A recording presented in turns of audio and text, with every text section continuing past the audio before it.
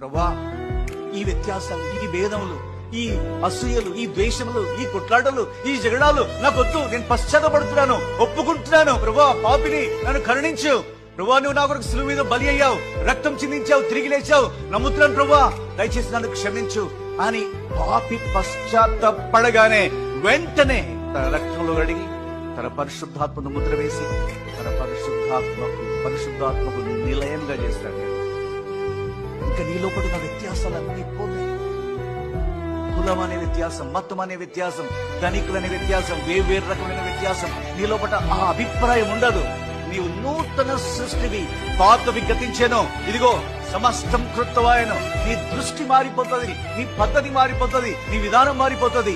అందరినీ క్షమిస్తావు, అందరినీ ప్రేమిస్తావు. నేను రక్షణ పోయిన తర్వాత హెబ్రోన్లోనే పిచ్చోన్లాగా ఉండేవాడిని. దేవుని మందిరం అంటే నాకు చాలా ఇష్టం. హెబ్రోన్ అంటే నా ప్రాణం, కాబట్టి హెబ్రోన్లోనే ఉండేవాడిని. మేము సువార్తకు సైకిల్ మీద అందరం వెళ్తుండేవారము. ఒకసారి మేము సువార్తకు పోయినాము.